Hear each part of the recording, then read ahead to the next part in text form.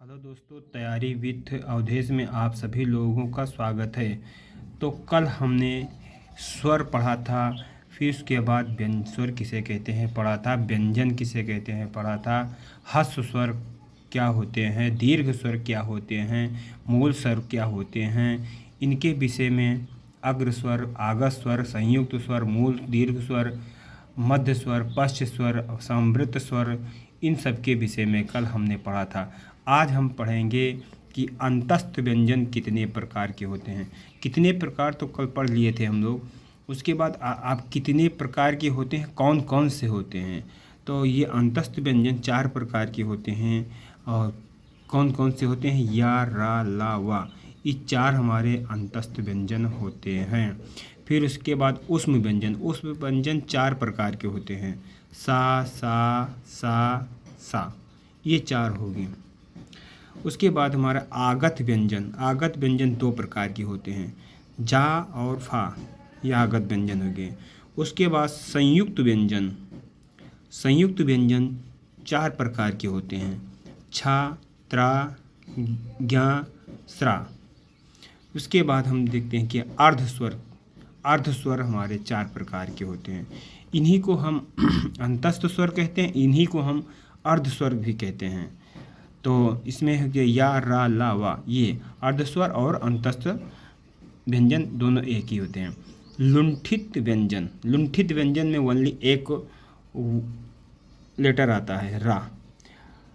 पार्श्व व्यंजन में ला आता है। ऊष्म संघर्षी व्यंजन, इसमें ऊष्म संघर्षी व्यंजन में सा, हा, ये हो जाएंगे। उक्षिप्त व्यंजन, डा, ढा, ढा। उसके बाद अघोष। अघोष व्यंजन की संख्या जो होती है, तो अघोष में पहला प्रत्येक वर्ग के प्रथम और द्वितीय वर्ण तथा फा, सा, ये होते हैं।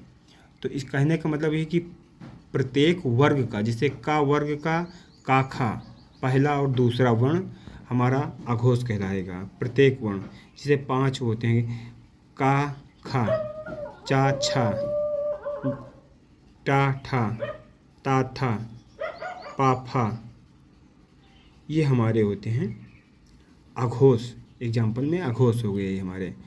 फिर से देखिए, प्रत्येक अघोष का मतलब होता है कि प्रत्येक वर्ग का पहला और दूसरा अक्षर हमारा अघोष कहलाता है। जैसे काखा हो गया, चाछा हो गया, टाठा हो गया, ताथा हो गया, पाफा हो गया। उसके बाद फिर ये सासा, लास्ट में सासा भी आते हैं इसमें। इसी तरह हम आगे देखेंगे संघोष। संघोष, सघोष या घोष व्यंजन। इसमें है कि प्रत्येक वर्ग के तृतीय, चतुर्थ, पंचम वर्ण तथा डा, ढा, जा, या, रा, वा, ला, ये होते हैं।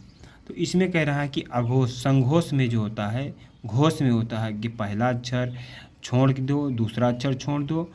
संघोष में तीसरा, चौथा और पांचवा अक्षर होता है। हर वर्ग का तीसरा, चौथा और पांचवा अक्षर जो होता है वो संघोष कहलाता है। जैसे इसमें हो गया गा, घा, अंगा, जा, झा, इया, टा, ढा, ढा, अड़ा, ता, धा, ना, बा, भा, मा। तो इस तरह से हमारा घोष और अघोष आज हुआ। कल हम पढ़ेंगे अल्पप्राण और महाप्राण। थैंक यू दोस्तों।